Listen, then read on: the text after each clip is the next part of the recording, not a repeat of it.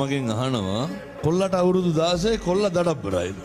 මං කිව්වා මද්ද්‍රව්‍ය පාවිච්චි කරනවද? නෑ තාම නෑ අම්මා හැම වෙලේම කටින් බිනවලු. බය වෙන්න දෙයක් නෑ. අම්මා මොකද කරන්නේ?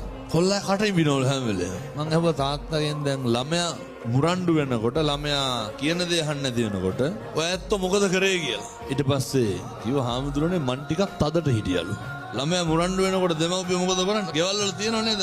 අම්මා බුරුලට ඉන්න තාත්තා තදට ඉන්නවා. ඕ මොඩ කතා වෙන්නතුනේ. වැරද්ද සම්පූර්ණයෙන් අම්මාගේ තාත්තගේ. මම මේ තාත්තලාගෙන් අහන්නේ කවද්ද පොඩි එකා එක්ක පන්සල් ඇවිල්ලා බොමලු ඇමතුයි. කවද්ද දරුවා බදාගෙන හිටිය අන්තිමේට. මගේ දුවේ මගේ පුතේ කියලා ළමයි වැළඳ ගන්න ඕන. ළමයි මත්ද්‍රව්‍ය වලට හුරු වෙන්නේ කොල්ලොන්ගෙන් අහනකොට කියන හාමුදුරනේ ආතල් එකට කියලා. මොකක්ද ආතල් එක කියන්නේ? ආතල් එක කියන්නේ පින්නතුනි සතුට.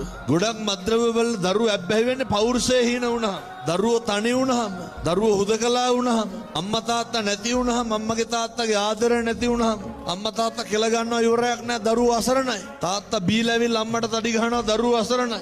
එතකොට ළමයි අවුරුදු 14 15 වෙනකොට මොකද වෙන්නේ? මතක තියාගන්න.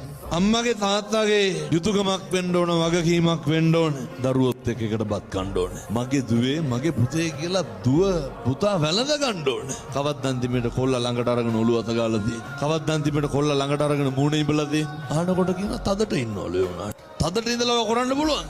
හරි ආදරණීය තාත්තා කෙනෙක් වෙන්න.